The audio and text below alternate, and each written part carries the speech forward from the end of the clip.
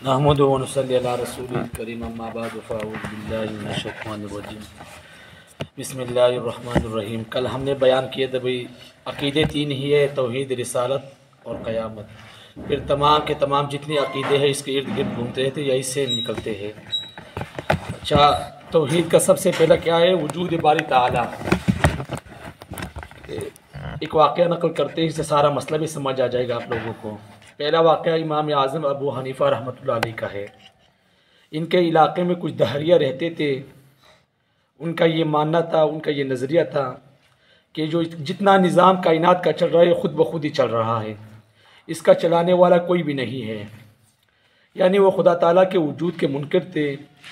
ये लोग इमाम साहब रहमतुल्लाह अलैह के पास आए, कहने लगे कि हम रब ताला को नहीं मानते।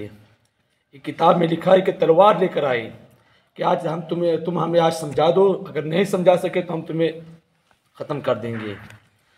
आप हमें रब ताला के वजूद पर कोई दलील दे दे कि रब कहाँ है, अल्लाह ताला कहाँ है, खुदा कहाँ है और उसकी क्या सूरत है। तो इमाम साहब रहमतुल्लाह अलैह ने फरमाया कि मैं एक फ़िक्र में हूँ।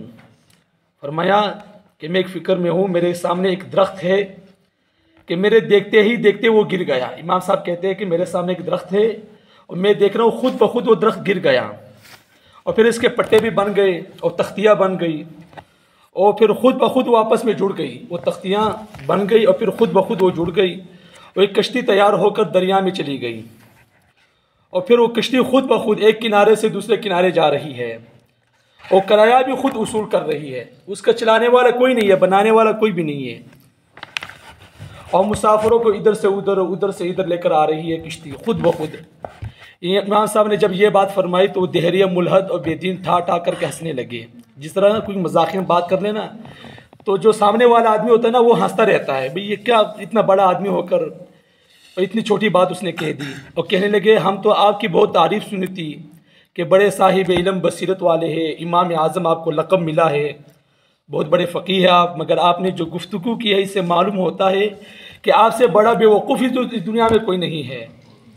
भला यह किस तरह हो सकता है कि दरख्त खुद ब खुद कटे और ख़ुद ब खुद इसके तख्ते बनकर जुड़ने लगे और ख़ुद ब खुद इनमें मेखे लग जाए और ख़ुद ब खुद किश्ती बनकर दरिया में चले जाए और ख़ुद ब खुद मुसाफिरों को इधर से उधर, उधर से इधर लेकर आए और किराया भी खुद वसूल करे।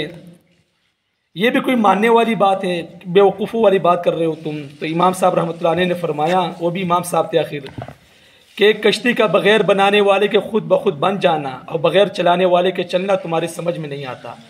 अगर तुम्हारी समझ में ये नहीं आ रहा कि एक चीज़ खुद ब खुद बन सकती है और ख़ुद ब खुद इधर से उधर हो सकती है, अगर तुम्हारी समझ में ये नहीं आ रहा तो ज़ालिमों, बेवकूफ़ों, ये आसमान और ज़मीन और पहाड़ किसी बग़ैर बनाने वाले के खुद ब खुद बन सकते हैं क्या? एक कश्ती का बग़ैर मल्ला के चलाने तुम्हारे समझ में नहीं आता, यानी कि एक चलाने वाले के बग़ैर तुम्हें यह समझ नहीं आ रहा कि कश्ती किस तरह चल सकती है। तो ये सारा कारखाना कायनात खुद ब खुद किस तरह चल रहा है, बग़ैर चलाने वाले को तो ये नहीं चल सकता, तो कोई चलाने वाला है। तो इब्न कसीर रहमतुल्लाह अलैह फरमाते हैं फ़अस्लमू अला यदैहि, कि बस वो तमाम के तमाम जितने दहरिया थे इमाम साहब रहमतुल्लाह अलैह के हाथ पर मुसलमान हो गए। ये देखो जो मेरे सामने तपाई है ना, पड़ी, किसी ने बनाया तो बनी है ना, खुद ब खुद तो नहीं बन सकती ये चीज़। ये जो किताब है ये खुद ब खुद तो नहीं बन सकती, किसी ने बनाई है तो बनी है ना। तो मौलाना रूम रहमतुल्लाह अलैह फरमाते ही चीज़ें खुद ब खुद चीज़ें न शुद्ध हे चाहन खुद ब खुद तेगे न शुद्ध। कोई चीज़ खुद ब खुद चीज़ नहीं बन सकती और कोई लोहा खुद ब खुद तलवार नहीं बन सकती, बल्कि बनाने वाला बनाता है तो बनती है। ये मसनवी का शेर है, मशहूर किताब है, फारसी में उसने अशार लिखे हैं, दीन के तमाम मसाइल उसने अशार में बंद किए हैं। पहले ज़माने में लोग यही पढ़ा करते थे। तो अल्लाह ताला से दुआ है अल्लाह ताला हम सब को इस पर अमल करने की तौफीक अता फरमाए। वाखिर दावाना अल्हम्दुलिल्लाह।